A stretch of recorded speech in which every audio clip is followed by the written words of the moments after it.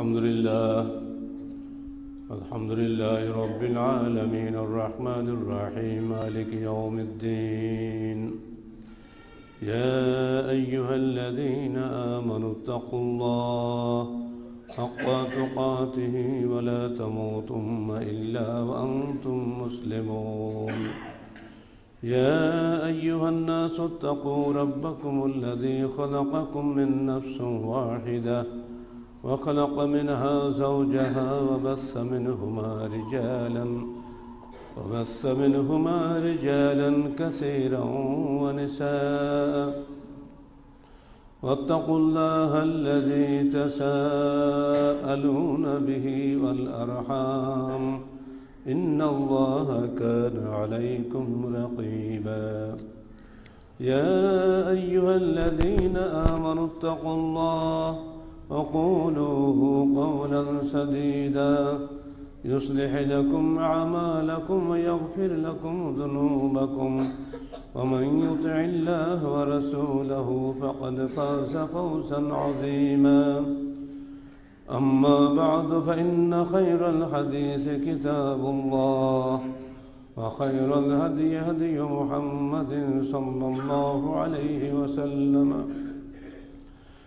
وخير الأمور عوازمها وشر الأمور محدثاتها وكل محدثة بدعة وكل بدعة ضلالة وكل ضلالة في النار فقد قال الله تعالى في الكلام المجيد فأعوذ بالله السميع العليم من الشيطان الرجيم بسم الله الرحمن الرحيم وإذ أخذ ربك من بني آدم من ظهورهم وذريتهم وأشهدهم على أنفسهم ألست بربكم قالوا بلى شهدنا أن تقولوا يوم القيامة إنا كنا عن هذا غافلين أو تقولوا إنما أشرك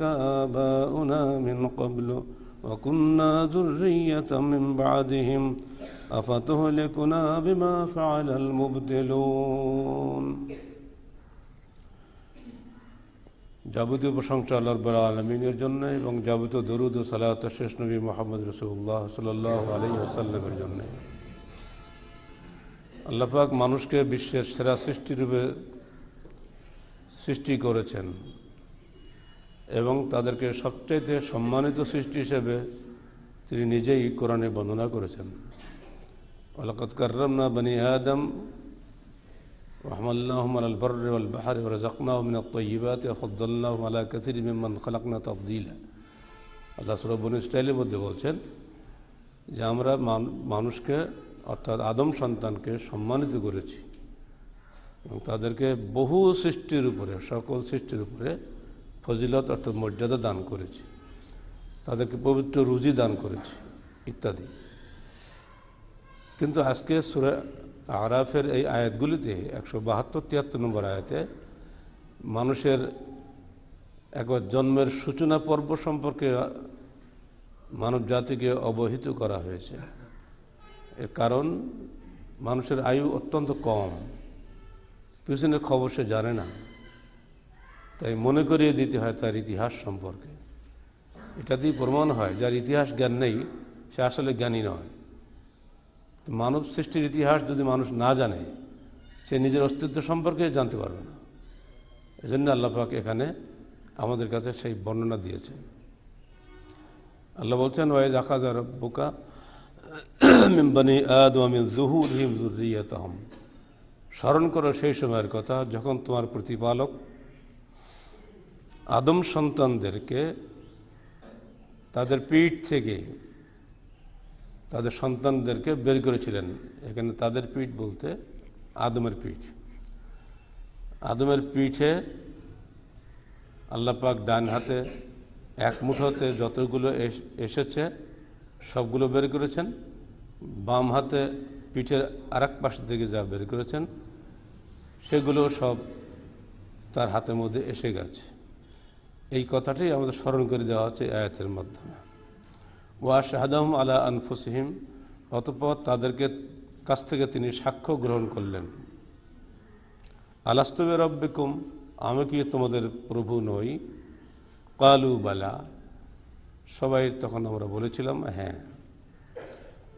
শাহিদনা, আমরা সাক্ষ্য দিলাম, আন তাকুলু ইয়াউমাল কিয়ামাহ ইন্না কুন্না আন হাযা গাফিলিন, এটা সাক্ষ্য আমি এজন্য নিলাম যেন তোমরা কিয়ামতের দিন বলতে না পারো যে আমরা এই ব্যাপারে জানতাম না। আও তাকুলু, অথবা এই কথা বলতে না পারো, ইন্নামা আশরাকা আবাউনা মিন ক্বাবল, আমাদের বাপদাদারা শিরক করেছিল আমাদের পূর্বে, আমরা তো মুসলমান। ওয়াকুন্না যুররিয়াতাম মিন বা'দিহিম, আর আমরা তাদের পরবর্তী বংশধর। তো বাপদাদারা যেহেতু শিরক করেছিল সেই হিসেবে আমরাও কিছু শিরক করেছি, এর জন্য আমরা দায়ী নই। আফাতুহলিকুনা বিমা ফাআলাল মুবতিলুন, আল্লাহ তুমি কি আজকে কিয়ামতের দিন আমাদেরকে হালাক করে দিবা, যে আমাদের বাপদাদারা যে বাতিলপন্থী ছিল সেই অপরাধে আমাদেরকে তুমি জাহান্নামে পাঠাবা? এই আর্গুমেন্ট যাতে তোমরা কিয়ামতের মাঠে আমার সামনে করতে না পারো, এজন্য আমি আগে ভাগে তোমাদের জানিয়ে দিচ্ছি, তোমরা সবাই কিন্তু আমাকে সেদিন রব হিসাবে স্বীকার করেছিলে। এটাকে আহাদে আলাস্তু বলে পরিচিত। আহাদ অর্থ অঙ্গীকার, আলাস্তু মানে আমি কি নই। বেরব্বিকুম কথাটা কিন্তু চালু ভাষায় আসে না।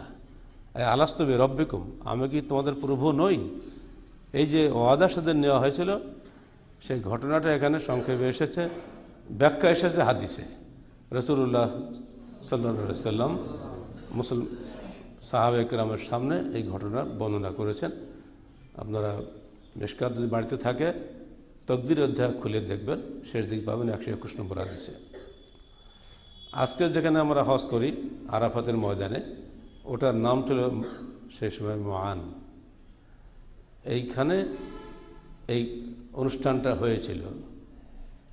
আদম সন্তানের পিঠ থেকে সমস্ত মানুষ সন্তানকে আল্লাহ পাক সেদিন বের করে এনেছিলেন। সাদা পিপিলিকা সদৃশ্য আর একদল কালো পিপিলিকা সদৃশ্য। তাদেরকে জ্ঞান সম্পন্ন করে তিনি সামনে বসান এবং সেখানে আল্লাহ পাক জিজ্ঞাসাবাদ করেন। এক বাক্যে সাদা পিঁপড়া হোক আর কালো পিঁপড়াই হোক, সবাই আমরা সেদিন বলেছিলাম বালা, আপনি আমাদের প্রভু। তো সেদিন বালা বলার পরে দুনিয়াতে এসে আর না বলার কায়দা নেই। এরপরও আমরা এখন না বলছি, আল্লাহ বলে কিছু নাই, আল্লাহ কোনো বিধান নেই, আল্লাহ কিছু না, এটা মানুষের সৃষ্টি। আমরা তো বলি আল্লাহ হলো মানুষের সৃষ্টি, মানুষ আল্লাহর সৃষ্টি না। এটা সেরাই একটা ধারণা, কল্পনা ছাড়া কিচ্ছু না। যাতে এটা তোমরা বলতে না পারো সেজন্য আমি আগে ভাগে স্মরণ করে দিচ্ছি, মুসলমান সাবধান হও। এই দুটি আয়াত বর্ণনা করার পরেই কিন্তু আল্লাহ পাক এবং চমৎকার একটা উদাহরণ দিয়েছে, যে উদাহরণটা আমাদের সবার জন্য খুব শিক্ষণীয়। ওয়াকাযালিকা নুফাসসিলুল আয়াতি ওয়ালাআল্লাহুম ইয়ারজিউন, আমরা এমনি করে মানুষের সামনে আমার আয়াতসমূহকে বিস্তারিত ব্যাখ্যা করে দিচ্ছি এই কারণে যাতে তারা ফিরে আসে শিরক ও কুফরি থেকে তৌহিদের দিকে ফিরে আসে, এক আল্লাহর উলুহিয়াত এবং ইবাদতকে যেন তারা মেনে নেয়। সেজন্য আমরা এগুলো পুরনো কথা তাদের সামনে বলে দিলাম। অতলু আলাইহিম নাবা আল্লাযী আতাইনাহু আয়াতানা, হে মুহাম্মদ সাল্লাল্লাহু আলাইহি সাল্লাম, তুমি জনগণের কাছে পিছনের দিনের সেই ব্যক্তিটির কথা বর্ণনা করে দাও যাকে আমরা দিয়েছিলাম বহু নিদর্শন, অর্থাৎ ইলম, বড় আলেম তাকে করেছিলাম। ফানসালাখা মিনহা, সেখান থেকে সে মর্যাদা থেকে সে সরে গেল। ফাতবাহু শায়তান, শয়তান তার পিছু নিল। ফাকানা মিনাল গাওয়িন, সে হয়ে গেল পথভ্রষ্টদের অন্তর্ভুক্ত। ওয়ালাউ শি'না লারাফা'নাহু বিহা, আমরা চাইলে তার এই যে আয়াতসমূহ আমরা দান করেছি, ইলম হোক, ধন দৌলত হোক, ক্ষমতা হোক, যা আমরা তাকে দান করেছি, এর মাধ্যমে আমরা ইচ্ছে করলে তাকে অনেক অনেক উঁচু মর্যাদা নিয়ে আসতে পারতাম। ওয়ালাকিন্নাহু আখলাদা ইলাল আরদ ওয়াত্তাবা হাওয়াহু, কিন্তু সে মাটিতে নেমে গেল, এবং সে খায়েশাতে নফসানির অনুসারী হয়ে গেল। ফামাসালুহু কামাসালিল কালব, দুনিয়াদার এই ব্যক্তিদের উদাহরণ হচ্ছে কুকুরের মতো। ইন তাহমিল আলাইহি এলহাস, যে ওকে তুমি প্ররোচিত করো, ধাক্কা মারো, গালি দাও, তথাপি ও জিভ বের করে হাঁসফাঁস করে। আওতাত্রকুহু এলহাস, যদি ওকে তুমি কিছুই না বলো, ও বসে বসে জিভ লম্ব করে হাঁসফাঁস করবে। যালিকা মাসালুল কওমিল লাযীনা কাযযাবু বিআয়াতিনা, এই উদাহরণটি হলো ওইসব লোকদের জন্য যারা আমার আয়াতসমূহকে মিথ্যা মনে করে। ফাকসুসিল কাসাসা, তুমি তাদের কাছে এই গল্পগুলো করো, লাআল্লাহুম ইয়াতাফাক্কারুন, যেন ওরা চিন্তা গবেষণা করে। এই কিসসা কিন্তু আল্লাহ পাক এখন বলেন, কিসসাটা এসেছে তাফসীর গ্রন্থসমূহের মধ্যে। এ মূলত বনু ইসরায়েলের ঘটনা এটা। হযরত মূসা আলাইহিস সালাম যখন তার কওমকে নিয়ে, ফিরআউন তো ডুবে মরল, এরপরে উনি বেরিয়ে এলেন, মুক্তি পাওয়ার পরে ফিলিস্তিনের উদ্দেশ্যে যাত্রা করেছিলেন, শামের উদ্দেশ্যে। এখন তো ফিলিস্তিন বলা হচ্ছে। তো শামে নিকটবর্তী আসার পরে মূসা হুকুম দিলেন, তোমরা জিহাদের জন্য প্রস্তুত হও, যেহেতু এখন ফিলিস্তিনের উপরে আমালেকা সম্প্রদায় দখল করে বসে আছে, ওদের বিরুদ্ধে তোমাদের জিহাদে যেতে হবে, এবং তোমরা জিহাদে বের হলে অবশ্যই তোমরা বিজয়ী হবে, আল্লাহ পাক আমার সঙ্গে ওয়াদা করেছে।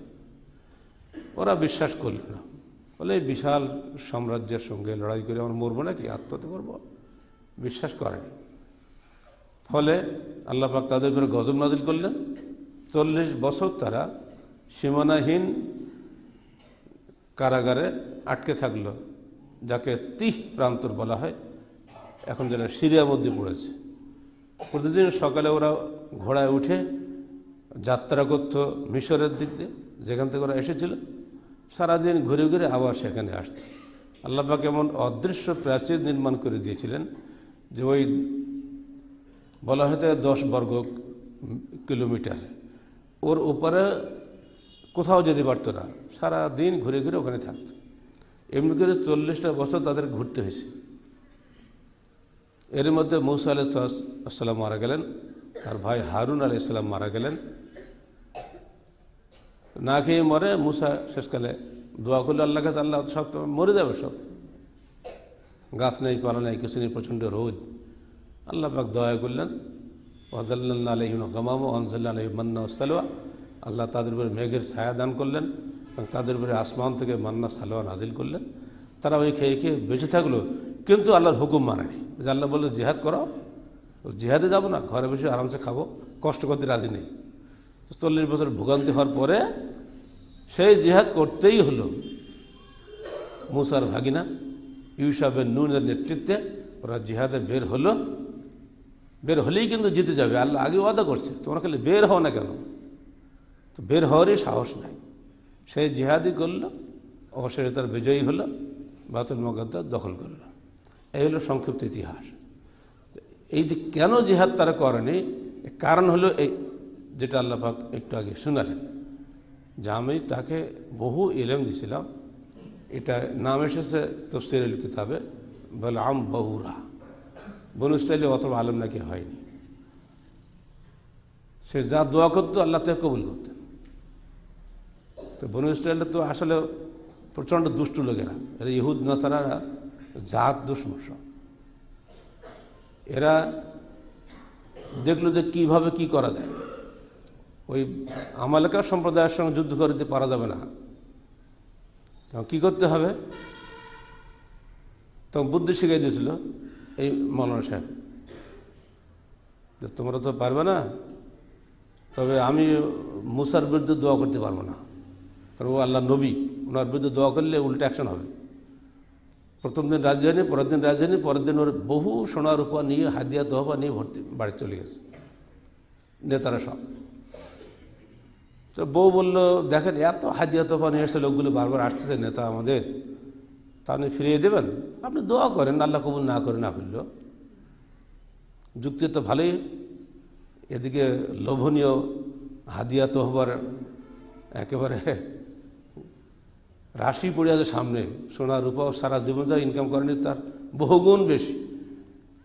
এদিকে বউ বলছে একটু দোয়া করে দিন, আল্লাহ কবুল করা মালিক, না করলে না করলো আপনার কি। যেমনি দোয়া করলো মুসার বিরুদ্ধে, সঙ্গে সঙ্গে জিপটা হয়ে গেল উল্টা, দোয়া হয়ে গেল নিজের বিরুদ্ধে। মুসার বিরুদ্ধে দোয়া করতে গিয়ে দোয়াটা নিজের বিরুদ্ধে চলে আসছে। এখনও বললো বাবা আমি আর দোয়া করবো না, আমার অবস্থা খারাপ, আমার বিরুদ্ধে দোয়া না হয়ে গেছে, আমি তো যে কোনো সময় গজবে ধ্বংস হয়ে যাবো, সোনার বিরুদ্ধে করবো কি, আমি তো মরে যাচ্ছি। তো দেখো আপনাকে তো এত কিছু দিলাম, তার বিনিময়ে আমাদের কিছু তো বুদ্ধি শেখাই দেন। তাহলে বুদ্ধি হলে একটাই, তোমরা এখন যদি বাঁচতে চাও মুসার এই কওমের হাত থেকে, তাহলে সুন্দরী মেয়েগুলো সব পাঠাও।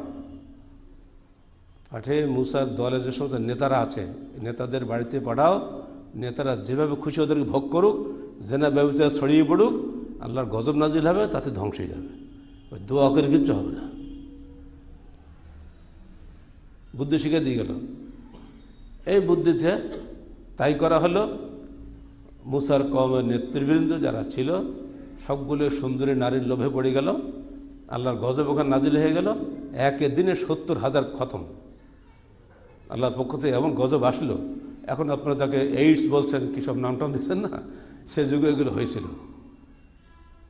সমস্ত নেতা শেষ, যত বদমাশ ছিল। এই কাহিনীটা আল্লাহ পাক ফাকসুসিল কাসাসা, হে নবী তুমি লোকদের কাছে গল্পটা করে দাও। গল্পটা কী তা আল্লাহ বলেন এখানে, সে সংক্ষেপে যেটা বললাম এটাই। এটা বলার পরে আল্লাহ পাক শেষে যেয়ে বলছেন, দেখো ওয়ালাকাদ যারানা লিজাহান্নামা কাসীরাম মিনাল জিন্নি ওয়াল ইনস লাহুম কুলুবুন লা ইয়াফকাহুনা বিহা ওয়া লাহুম আ'য়ুনুন লা ইবসিরুনা বিহা ওয়া লাহুম আযানুন লা ইয়াসমাউনা বিহা উলাইকা কাল আনআমি বাল হুম আদাল ওয়া উলাইকা হুমুল গাফিলুন। দেখো হে মানুষ, আমরা জাহান্নামের জন্য বহু মানুষ সৃষ্টি করেছি, তাদেরকে আমরা অন্তর দিয়েছি কিন্তু ওরা বুঝে না, তাদেরকে চোখ দিয়েছি কিন্তু দেখে না, ওদেরকে কান দিয়েছি কিন্তু শোনে না। ওরা হলো চতুষ্পদ জন্তুর মতো, বরং তার চাইতে নিকৃষ্ট। উলাইকা হুমুল গাফিলুন, এরা হলো উদাসীন, যাই বলো ওরা শুনবে না। এই যে পুরো ইতিহাসটা মানুষের জন্মের সূচনা থেকে পরিণতি পর্যন্ত, এই বিস্তৃত ইতিহাস মাত্র কয়েকটি আয়াতে আল্লাহ পাক আমাদের সামনে তুলে ধরেছেন। এর মধ্যে শিক্ষণীয় বিষয় এই যে আমাদেরকে উদাসীন হলে আমাদেরই ক্ষতি হবে। ওই দিন যে ওয়াদা করে এসছি ওয়াদাটা মনে রাখতে হবে, এই ওয়াদার বিপরীত করলে নিজেকে ঠকতে হবে। আর আল্লাহ মিথ্যা কথা বলেন না, যেটা উনি বলেছেন ওটা সত্য। সেদিন আমরা সবাই আল্লাহর সামনে হাজির ছিলাম,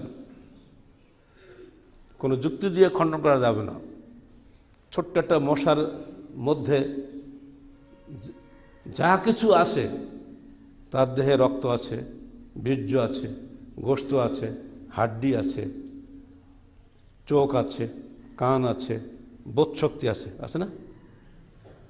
ছোট্ট একটা মশা, তো ওটুকু মশার দেহে আল্লাহ যদি এত দেহ যন্ত্র ফিট করতে পারে, ঠিক ওইরকম মশার মতোই যে একটা মানুষ যদি আল্লাহ বানিয়ে ওরকম ফিট করে দেয়, তো সমস্যা আছে? কোনো ব্যাপারই না।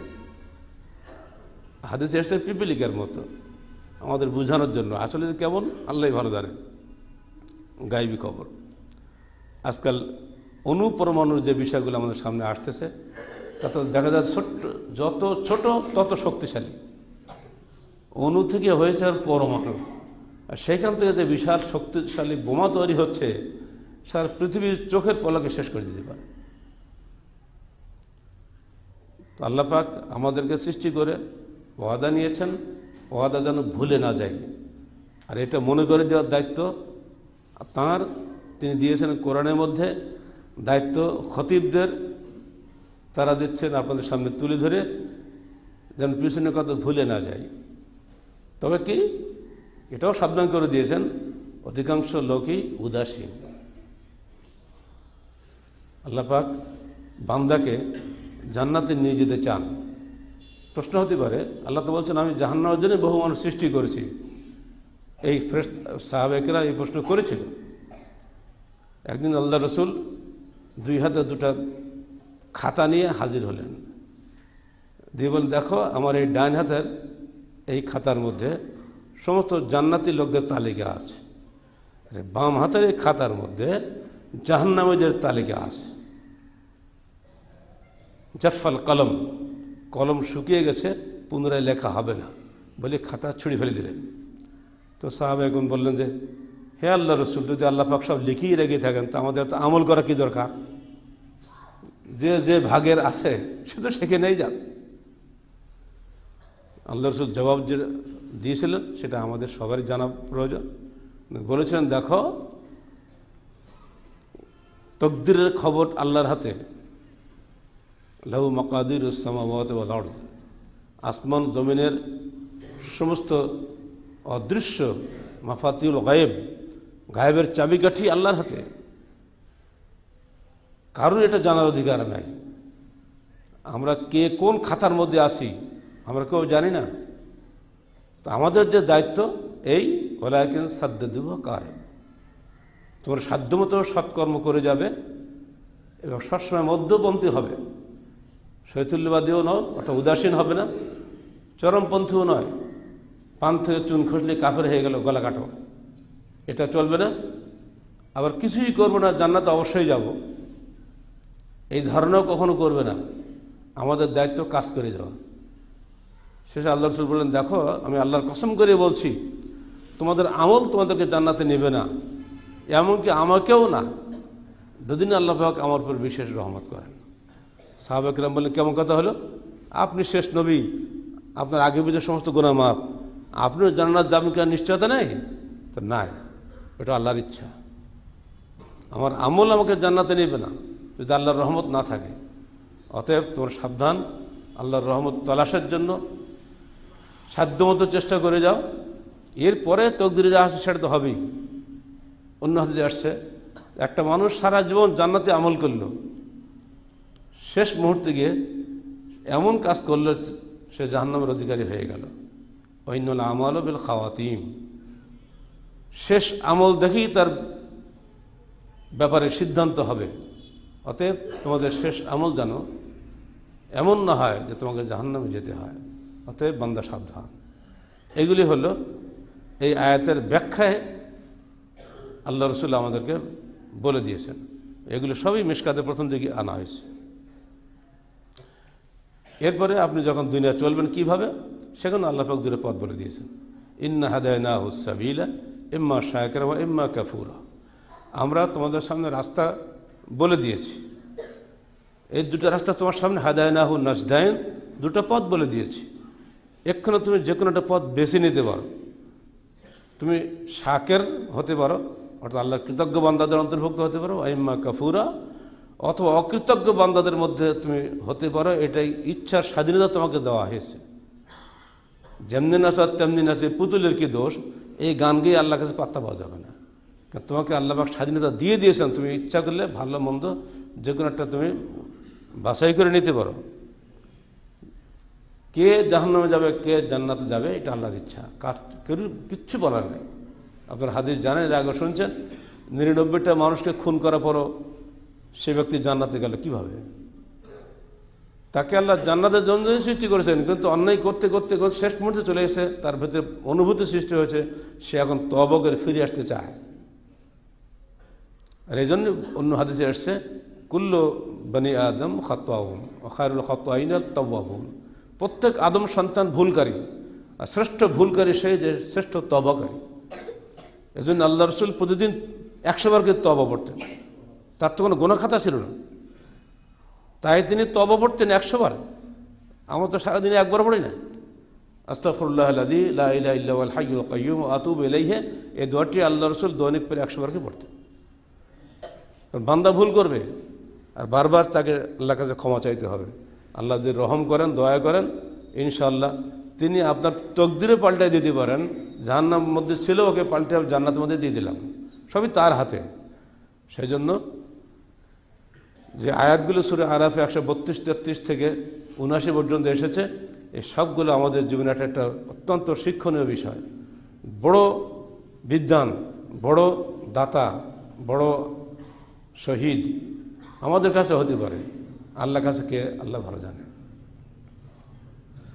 কিয়ামতের দিন প্রথম যে হিসাব হবে, 1 নম্বর তো আলেমদের হিসাব হবে, তারপরে শহীদদের, তারপরে দানশীল ব্যক্তিদের।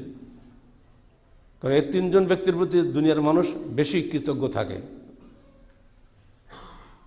আল্লাহ বলেন, তুমি কেন ইলম শিখেছিলে? তোমার দ্বীনের প্রসারের জন্য ইলম শিখেছিলাম। না, তোমার মনে খবর আমি জানি তুমি এই জন্য ইলম শিখেছিলে, মানুষ তোমাকে বড় আলেম বলবে, তোমার নামে বহু লকব দেবে, এই বড়াই করার জন্য তুমি ইলম শিখেছিলে, যাও জাহান্নামে। কীভাবে নেবে? সবার সামনে পা ধরে উল্টা করে নাক মুখ মাটিতে শেষ রাতে তাকে জাহান্নামে ছুঁড়ে ফেলে দেওয়া হবে, যেভাবে কুকুর মরলে ঠ্যাং ধরে আমরা ফেলে দিই, এই নিকৃষ্ট অবস্থা তাকে ফেলে দেওয়া হবে। দুনিয়া মানুষ আশ্চর্য দেখবে, এই লোকটাকে আমরা পৃথিবীতে এত সম্মান করতাম, এ কী অবস্থা। এরপরে দেখাবে শহীদদেরকে, কী গো তুমি কী জন্য শহীদ হয়েছ? তোমার দিনকে দুনিয়াতে বিজয়ী করার জন্য শহীদ হয়েছিলাম। না, লোক তোমাকে বলবে আনতা সোজা, বড় বীর, তোমার লকব হবে, সরকার তোমাকে পুরস্কার দেবে, উপাধি দেবে, এই জন্য তুমি এটা হয়েছিলে, তোমাকে আমি চিনি, যাও। এই বাস্তব উদাহরণ আল্লাহ নবী জামানা দেখছে আমরা। ওহদের যুদ্ধে মুসলিম পক্ষে কুজমান যুদ্ধ করলেন, 8 জনকে তিনি মেরে দিলেন, এত দুর্ধর্ষ একজন যোদ্ধা। অথচ জখম হয়ে যখন মদিনাতে তাকে নিয়ে যাওয়া হলো, তা লোকরা বলছে, এই তুমি যে দারুণ বীরত্ব দেখালে, ব্যাপার কি? বলে, আমি তোমার বংশের গৌরব রক্ষা করার জন্য যুদ্ধ করেছি। এমনি নাকি? আল্লাহ নবীকে জিজ্ঞেস করলে, কি হে আল্লাহ রসুল, ও কি জান্নাত পাবে? তো না, তো ও তো আল্লাহর জন্য যুদ্ধ করেনি, ও তোর বংশের গৌরব রক্ষার জন্য যুদ্ধ করেছে, তো জাহান্নামী হয়ে যাবে। চিন্তা করুন, শুধু নিয়তের কারণে। ওমর ফারুক একজন খুতবা দিচ্ছেন, খুতবায় তিনি বলছেন, দেখো তোমরা বলে থাকো যুদ্ধে কেউ মারা গেলেই বলে থাকো ফুলানুন শহীদ, ফুলানুন শহীদ, ফুলানুন শহীদ, অমুক ব্যক্তি শহীদ, অমুক ব্যক্তি শহীদ, অমুক ব্যক্তি শহীদ। লা তাকুলু হাকাযা, খবরদার এরকম কথা তোমরা বলো না।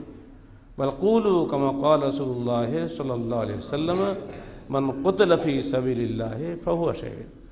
বরং তোমরা অনুরূপভাবে বলো যেভাবে আল্লাহ রসুল বলতেন, যে ব্যক্তি আল্লাহর রাস্তায় নিহত হলো, আও মাতা, অথবা মৃত্যুবরণ করলো, সেই ব্যক্তি মাত্র শহীদ। কে আল্লাহর রাস্তায় মারা গেল, কে আল্লাহর রাস্তায় নিহত হলো, এ মনের খবর স্রেফ আল্লাহ জানে। অর্থাৎ তোমরা নিজেরা ডিগ্রি দিতে যেও না। এজন্য সালাফদের কিছু ঘটনা আমাদের সামনে আসা ভালো। একজন জনৈক বিচারক, কাজী, তিনি স্বপ্ন দেখছেন, আন্তা কাজী ও আনা কাজী, তুমি একজন বিচারক, আমি একজন বিচারক। একজন ব্যক্তি তাকে এসে স্বপ্নের মধ্যে বলছেন, এইটা শুনে ধড়ফড় করে ঘুম থেকে উঠে গেছে। কী ব্যাপার, আমি এই স্বপ্ন কেন দেখলাম? নিশ্চয়ই আমার বিচারে কোনো ত্রুটি হচ্ছে, নিশ্চয়ই আল্লাহ পাক আমাকে ঘুমের অবস্থায় সাবধান করেছেন। পরদিন গিয়ে জাস্টিসের পদ থেকে পদত্যাগ করে চলে এসে সাধারণ মানুষের মতো দিন, আমি আর বিচারকের চেয়ারে আর বসবো না। আল্লাহ বিচারক, আমিও বিচারক, আল্লাহ তো নিঃসন্দেহে সূক্ষ্ম এবং ন্যায় বিচারক। তা আমার বিচার যদি ভুল হয়ে যায়, আর আমার একটা অবিচারের কারণে একটা মানুষ যদি কষ্ট পায়, কিয়ামতের মাঠে ওই মজলুম ব্যক্তি আমার বিরুদ্ধে আল্লাহর কাছে সুপারিশ করবে, আমি এই কষ্ট সহ্য করতে পারবো না। এমনকি কাজিউল কুজাত, বিচারকদের উপরে বড় বিচারক, যাকে আমরা এখন যাকে চিফ জাস্টিস বলি, এই পদ পর্যন্ত কেউ বলতেন না মুখ দিয়ে, না, ওই পোস্টে গেলেও তারা বলতেন না যে আমরা কাজিউল কুজাত। তাদের মধ্যে এই তাকওয়া পরহেজগারি ছিল বলেই তারা পৃথিবীতে নাম করে গেছে। কাজী সুরাইহ, আবু বকর খলিফা আবু বকরের যুগ থেকে শুরু করে মুয়াবিয়া যুগ পর্যন্ত, এমনকি ইয়াজিদের যুগেও উনি একটানা বিচারক ছিলেন। এত সুনামগ্রস্ত বিচারপতি ছিলেন, কাউকে তোয়াক্কা করতেন না। তার এজলাসে খলিফা আলী পর্যন্ত দাঁড়িয়েছে সাধারণ আসামির মতো, তার জন্য আলাদা সম্মান উনি দেখান নাই। সে এত নাম করা বিচারক হওয়া সত্ত্বেও কখনোই কাজিউল কোজাত তিনি লকব নিতেন না। আধুনিক যুগে সৌদি বাদশাকে ধন্যবাদ দিতে হয়, এরা জালালুল মালিক আগে বলতেন, এখন ওরা বাদ দিয়ে খাদেমুল হারামাইন শরীফাইন বলে, দুই হারামের খাদেম। এটা অত্যন্ত প্রশংসনীয় একটি লকব, যে আমরা খাদেম হতে চাই, শাসক হতে চাই না। এই যে অহংকার শূন্যতা, এমনকি আরও শুনবেন উমর বিন আব্দুল আজিজ, যাকে বলা হয় মুজাদ্দিদ আউ্বাল, প্রথম যুগ সংস্কারক খলিফা, অনেকে তাকে দ্বিতীয় ওমর বলে থাকেন। তার সুশাসনে মানুষকে প্রশংসা করতো তাকে। কথাটা তার কানে আসলো, কানে আসলে লিখিত ফরমান জারি করে দিলেন সমস্ত রাষ্ট্রে, ইসলামী খেলাফত এরিয়া যেখানে যেখানে আছে, খবরদার তোমরা কেউ আমাকে প্রশংসা করবে না। প্রশংসা করো স্রেফ আল্লাহর, যিনি আমাকে সুশাসনের তৌফিক দান করেছেন, আমার কোনো ক্ষমতা নেই। দেখছেন অবস্থা। তার সম্পর্কে একটা ঘটনা খুব প্রসিদ্ধ আছে। একদিন জনৈকা বিধবা মহিলা এসে বলছে, হে খলিফা, স্বামীহীন বিধবা আমি, উপার্জনের কেউ নাই, ছোটো ছোটো 4টা মেয়ে নিয়ে কোনো কষ্টে আছি, আমার জন্য রাষ্ট্রীয় ভাতা নির্ধারণ করে দিন। তিনি 2টি মেয়ের জন্য ভাতা নির্ধারণ করলেন। করলে ওই মহিলাটি আলহামদুলিল্লাহ বলল। এতে উনি খুশি হয়ে 3য় মেয়েটির জন্য আবার ভাতা নির্ধারণ করলেন। এবার তিনি খলিফার প্রতি কৃতজ্ঞতা স্বীকার করলেন। খলিফা বললেন, তোমার 2টা মেয়েকে দিয়েছে তুমি আলহামদুলিল্লাহ বলেছো বলে, 3য় মেয়েটা তুমি আমার শুকরিয়া আদায় করেছো, তোমাকে আর আমি দেবো না। ওই 3টা মেয়ের যে ভাতা দিলাম ওইটা দিয়ে 4র্থ মেয়েটিকে তোমার মানুষ করবা। যদি তুমি আবার আলহামদুলিল্লাহ পড়তে তাহলে তোমাকে আরও 2টা দিতাম। আমার কিচ্ছু ক্ষমতা নেই, আমি খলিফা হচ্ছে আল্লাহর নির্দেশে, আমার হাতে আল্লাহ মাল পাঠিয়েছে, এটা তাঁরই অনুগ্রহ। অর্থাৎ আমি যে তোমাকে দিচ্ছি এটা আমি দিচ্ছি না, আল্লাহর পক্ষ থেকে আমি দিচ্ছি। অর্থাৎ প্রশংসা পাওয়ার মালিকানা আল্লাহর হাতে। আলহামদুলিল্লাহ রাব্বিল আলামিন। এই যে তাকওয়া কোথায়? সামান্য একটু ক্ষমতা পেলে আমরা একবারে না জানি কি হয়ে গেল। এলেম আল্লাহর দান, ক্ষমতা আল্লাহর দান, নেতৃত্ব আল্লাহর দেওয়া জিনিস, সব পরীক্ষার জন্য। এই পরীক্ষা মনে করলেই কিন্তু খুবই সহজ, আর এটাকে আমার অধিকার যদি মনে করি খুবই কঠিন হয়ে যাবে জীবন। সাহাবে কেরাম সালাফে সালেহিনের জীবনী পড়লে অনেক কিছু শিক্ষণীয় বিষয় চলে আসে আমাদের সামনে। সবচেয়ে বড় ক্ষতিকর হলো মানুষের ইমানের জন্য মালের লোভ আর মর্যাদার লোভ। এই দুটো বিষয় সম্পর্কে হাদিসের ভাষা হচ্ছে এই, রাখালবিহীন খড়ে আটকানো একদল ছাগলের উপরে ক্ষুধার্ত 2টি নেকড়ে বাঘ হামলা করলে যেভাবে ধ্বংস হয়, ছাগলগুলো বুককে চিরে টিরে খাইয়ে কুটিয়ে ক্ষত খাইতে পারে না, নষ্ট তো সবগুলি করে, আহত নিহত সবগুলো হয়। যত বড় না ক্ষতি করে, তার চেয়ে বেশি ক্ষতি করে মানুষের ইমানের জন্য, দ্বীনের জন্য তার মালের লোভ আর মর্যাদার লোভ। আল হিরস ফিল মাল আল হিরস ফিল শরফ মা জিবানে জায়ান। ক্ষুধার্ত 2টি নেকড়ে বাঘ অত ক্ষতি করতে পারে না যত না ক্ষতি করে এই দুটো লোভ যখন মানুষের মধ্যে ঢোকে, সম্পদের লোভ, মর্যাদার লোভ।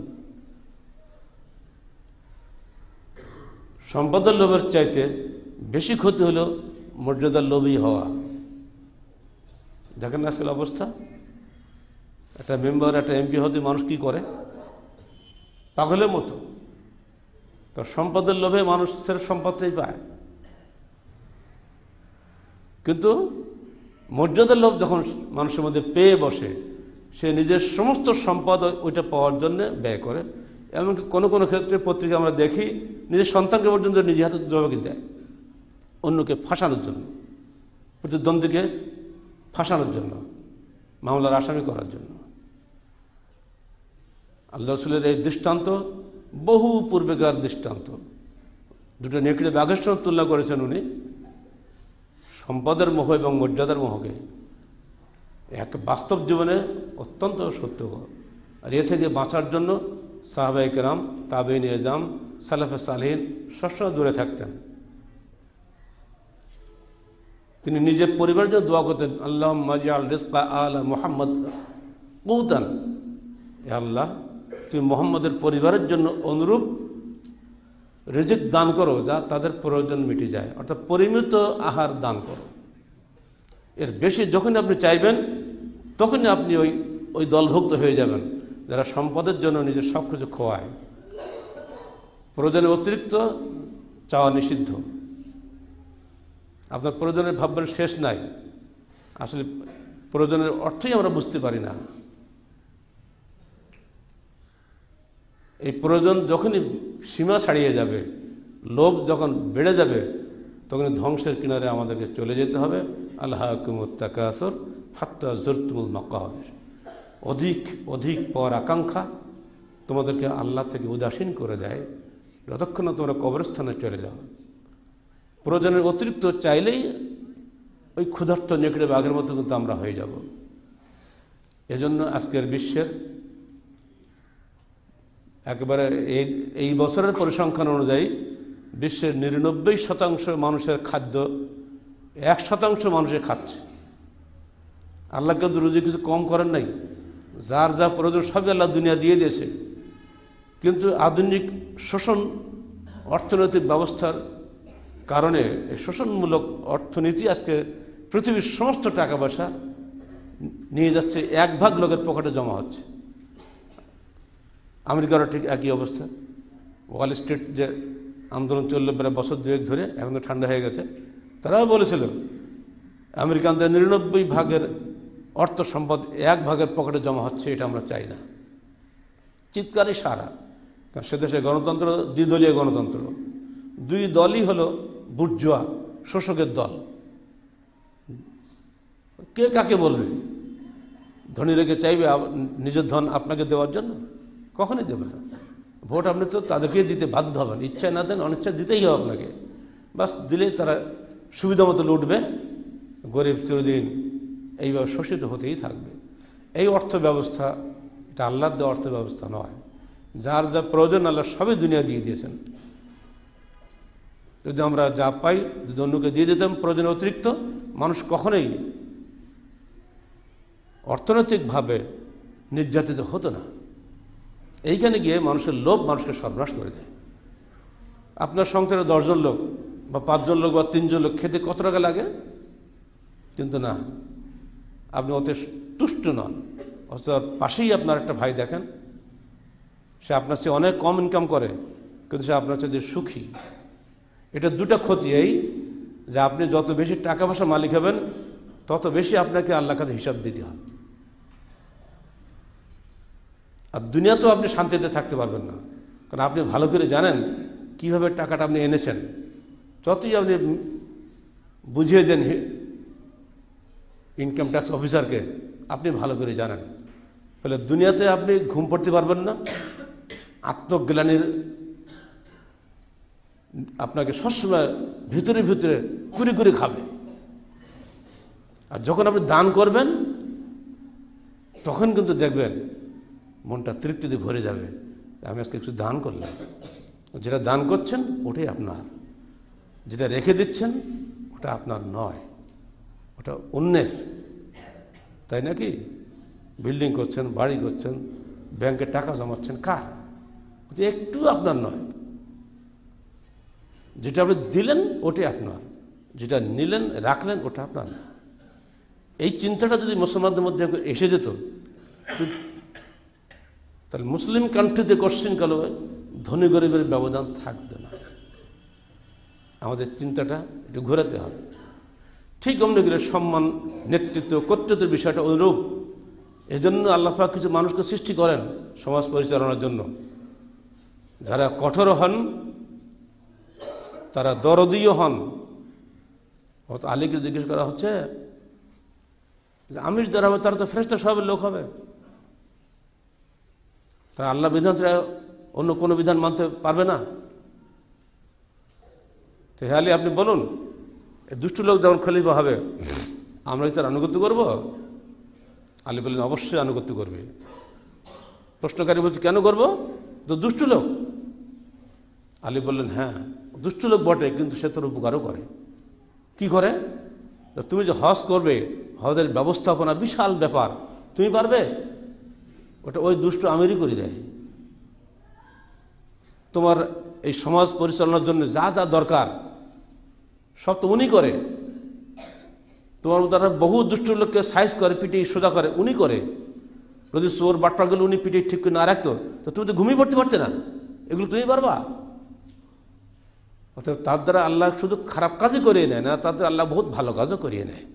অতএব রাষ্ট্র ক্ষমতা যেই থাক না কেন তারপরে তোমরা অনুগত থাকবে। লাবুদ্দা বিন ইমারাতিন বিররাতান কানাত আও ফাজরাতান, অবশ্যই শাসকের ওই চেয়ারে ভালো মানুষও আসতে পারে, মন্দ মানুষও আসতে পারে, যেই আসুক না কেন আল্লাহ পাক তাকে দিয়ে শুধু মন্দ কাজই করে না, ভালো কাজও করিয়ে নেয়।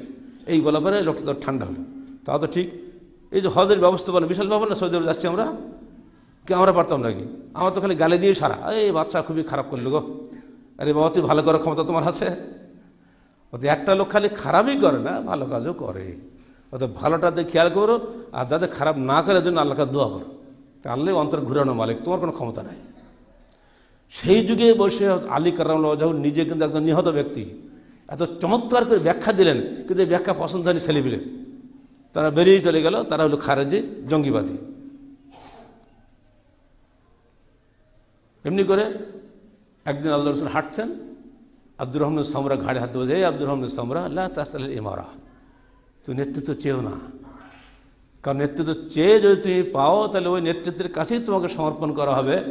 আর যদি তুমি না চেয়ে মানুষ তোমাকে তোমার ঘাড়ের জোর করে চাপিয়ে দেয় তাহলে তুমি ওয়াইন তালাইহা, তুমি সাহায্য প্রাপ্ত হবে। খবরদার নেতৃত্ব চেয়ে নিও না। ঠিক এমনি করে একদিন আবু যর গফারি, সবাই তার নাম জানে, অত্যন্ত সাধু সাহাবী, সোজা কথা বলি, টাকা পয়সা 5 টাকা রাখলে বলে ওটা সঞ্চয় হবে, হবে না।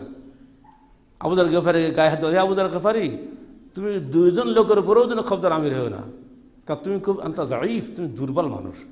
দুর্বল মানুষ যে কখনো ইমারত হয় না। এক একজন সাহাবী আল্লাহ নবী এক একভাবে উপদেশ দিয়ে গেছেন। অথচ দেখেন ওমরের বেলায় বসে আছেন, একদিন আল্লাহ নবী বসে আছেন ঈদের দিন মসজিদ খাইফের ওখানে হজের সময়, কিছু মেয়ে গান গাচ্ছে, ওই যে আপনার ওই দফ বাজে, দফ দিয়ে। আল্লাহ নবী শুনছেন, আয়েশা শুনছে। ঠিক সেই সময় আবু বকর গেছে, আবু বকরকে ধমক দিয়ে পাঠিয়ে দেয়, ঠান্ডা হও। কিছুক্ষণ পরে ওমর আসছে, ওই মেয়েগুলো মার দৌড়ি, এলাকায় আর নাই, পর দৌড় ধরে চলে গেছে। আল্লাহ নবী বলছে, ওমর তোমাকে দেখলে শয়তান এমনি পালায়। আমি রসুল, আমার কাছে তো বাদের সবাই আছে, আমার গান শোনাচ্ছে, আবু বকর শুনলো, আর এখন তোমাকে দেখছি বলা লেখা তোমার দেখি পালাইছে, তো তোমার দেখলে শয়তান থাকে না। আবু বকর যখন ওমরকে খলিফা নির্বাচন করার জন্য ওসিয়ত করলেন, তো সাহাবীরা ওই কথাটা বলছিল, হে আবু বকর, ওমর নিঃসন্দেহে হকপন্থী লোক, কিন্তু অত্যন্ত কঠোর, আমার তো একটু নরম লোক হলে ভালো হতো। তা আবু বকর বলছে, কঠোর লোকই দরকার বাবা, শুধু নরম দিয়ে কাজ হয় না, ইমারতের পোস্টে কঠোর লোকই লাগে। তুই চুরি করে তোমাকে হাত দিলেবে তো পিঠে লাগাবে না, অত আদর করতে হবে না। তুই বদমাশি করবা, তোমার খাতির করবে নাকি? দেখেন কাকে কিভাবে আল্লাহ রসুল কাকে কোন কাজে লাগাচ্ছেন, কিভাবে মানুষের মেজাজ বুঝে এক একজনকে এক জায়গায় সেট করতে হয়। এটা এই মেজাজগুলো তো আল্লাহ তৈরি করে দিয়েছে, তাই না? মানুষকে নিজে নিজে মেজাজ তৈরি করতে পারে নাকি? প্রতিভাকে নিজে নিজে হয়? একটি বাবার 5টা ছেলে, 5টা কি একরকম প্রতিভাবান হয়? হয় না তো। এজন্যই বলছি, ওমর ইবনে আব্দুল আজিজের বক্তব্য বলছি, তোমরা যদি প্রশংসা করো খবরদার আমার প্রশংসা করো না, কইলে আল্লাহর প্রশংসা করো। এজন্য আমরা বলি আলহামদুলিল্লাহে রাব্বিল আলামিন, যাবতীয় প্রশংসা আল্লাহর জন্য। দোয়া করবেন আপনারা সবাই, আল্লাহ পাক যেন আমাদের হাত দিয়ে, আপনাদের হাত দিয়ে সির্ফ আল্লাহর কাছে যে কাজ কবুল হয় সেই কাজগুলি যেন আল্লাহ করিয়ে নেন।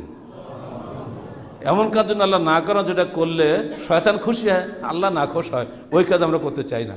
আল্লাহ আমাদের সবাইকে সেই পিছনের দিনে জন্ম মুহূর্তে, জন্মের সূচনা লগ্নে, যেদিন আমরা সবাই আল্লাহকে স্বীকৃতি দিয়ে বলেছিলাম আলাস্তু বিরব্বিকুম, আমি কি তোমাদের প্রভু নই? আমরা সবাই সেদিন বলেছিলাম বালা, অবশ্যই আপনি আমাদের প্রভু। এই বিষয়টা যেন আমাকে ভুলে না যায়।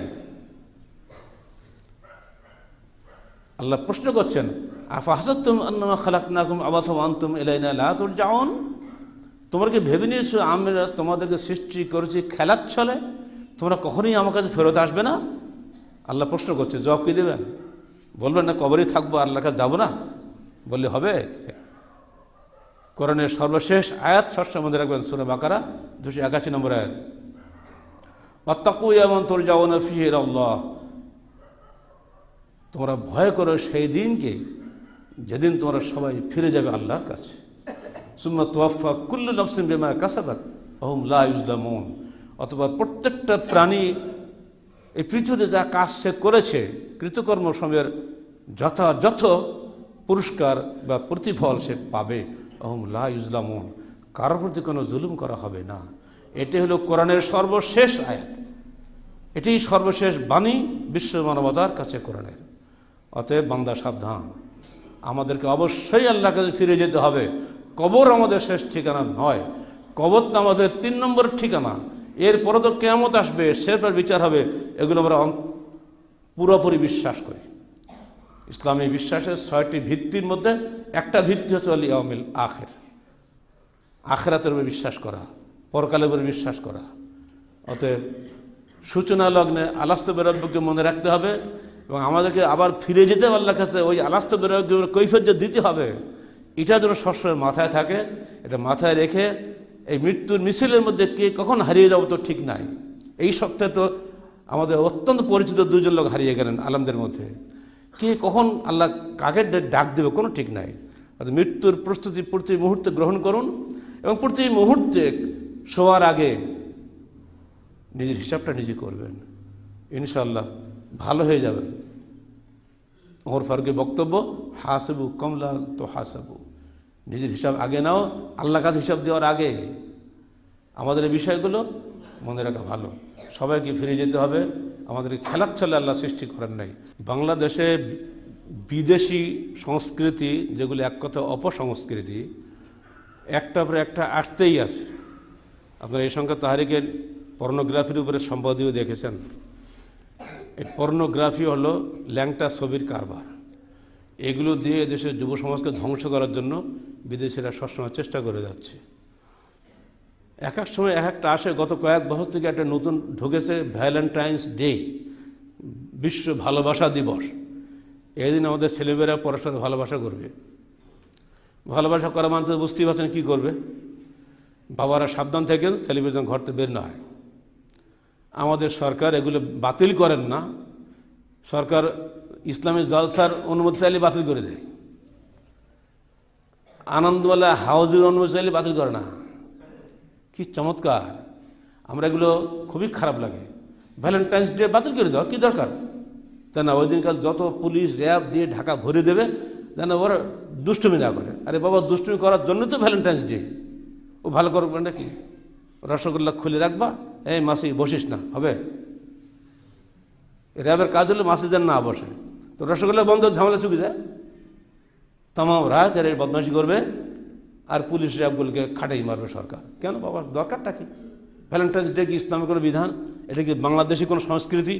বাংলাদেশের নারী পুরুষ কখনোই একেবারে চেহারা দেখে না। এদেশের স্বামী স্ত্রীর সম্পর্ক সবচেয়ে পবিত্র, সবচেয়ে বিশ্বস্ত। এমনকি কবি রবীন্দ্রনাথ ঠাকুরের মায়ের চেহারাকেও কখনো দেখেনি। তার সম্পর্কে জীবনী পাওয়া যায় এই যে তিনি যখন গঙ্গায় গোসল করতে যেতেন, বড় একটা পালকির মধ্যে দাঁড়িয়ে গোসল করতেন, ওই পালকির পর্দার মধ্য থেকে গঙ্গায় গোসল করতেন। টোকা মারার পরে পালকি মুসুকির বাড়ি নিয়ে আসতো। একটা হিন্দু মহিলার বাড়ি যদি এই পর্দা থাকে, মুসলমানদের অবস্থা কি এখন? এর সঙ্গে বলে দিচ্ছি, কোনো মেয়ে ছোট হোক আর বড় হোক টাইট টাইট পায়জামা কিনে দেবেন না। মা বোনদের বলে দিচ্ছি, খবরদার। ছোট মানুষ কি আর হবে, এটা করবেন না। ছোটো থেকে যদি পড়ার অভ্যাস না করেন আপনি, বড় হয়ে আর ঢিলা পোশাক পরবে না। ছোটো থেকে সাবধান। বাবারা আদর করে জিন্সের প্যান্ট কিনে দেন মেয়েদেরকে, চলবে না। আপনারা নিজেরা নিজ হাতে নিজের মেয়েকে ধ্বংস করে দিচ্ছেন। ওই মেয়ে বড় হলে আর আপনার কথা শুনবে না। অতএব ভাই সাবধান। নিজে কবরের চিন্তা নিজে করুন, জাহান্নাম থেকে নিজেকে নিজের পরিবারকে বাঁচান। এই সময় ভালোবাসার দিবসে যেন আপনার সন্তানরা ভালোবাসা মেতে না ওঠে, সেজন্য নিজের ঘরের এইসব মোবাইল, ল্যাপটপ এগুলো সাবধান রাখেন। এগুলোর মধ্যে ঢুকলে বহু মানুষ ধ্বংস হয়ে যাচ্ছে। যুব চরিত্র ধ্বংস হয়ে গেলে দেশ চলবে কেমন করে? বুড়াদের কোনো দাম আছে নাকি? যুবক যদি ধ্বংস হয়ে যায়, দেশ কারা বাঁচাবে? এরা তো জাতির মেরুদণ্ড। মেরুদণ্ড ধ্বংস করার জন্য একটা পরে একটা আসতেই আছে। অতএব সাবধান। আগামী 14ই ফেব্রুয়ারি রবিবার এই বদমাশের দিনটা আসতেছে। আজ তো শুক্রবার নাকি? এই মাত্র একটা দিন সময়, খুবই সাবধান। মনে করে দিচ্ছি সবাইকে, যারা বিদেশে আসেন তারা দেশে ফোন করেন। বাংলাদেশে এই জাহান্নামী তো ডে, ভ্যালেন্টাইন্স ভালোবাসা দিবস মানে কি? জাহান্নামী দিবস। যেন এই দিনে কোনো দিন একটা পয়সা ব্যয় করবেন না, ছেলেবেলে আটকে স্কুল কলেজে পাঠাবেন না, থাক ঘরে পড়ি সব। একদিন না পড়লে কী যায়, কোথাও পাঠাবেন না, ঘরে বসে রাখবেন সারাদিন, বন্দি রাখবেন, ভালো থাকবেন। আমি আমাদের ছেলেদেরকে বলে দিচ্ছি, তোমরা সাবধান থেকো। হজ্জান এ কথা বলো না যে আমাদের তো মনে ছিল না, স্যার মনে করে দিয়ে ভালোই করলো, আমরা ওই দিন ভালো করে বদমাশি করবো। হ্যাঁ, খবরদার, খবরদার, সাবধান।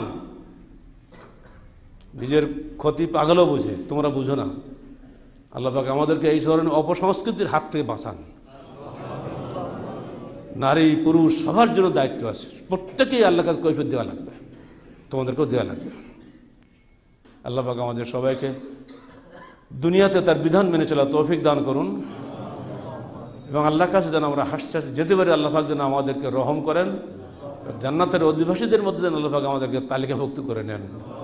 আকুলু কওলি হাযা আস্তাগফিরুল্লাহ লি ওয়া লাকুম ওয়া লিসাইরিল মুসলিমিন।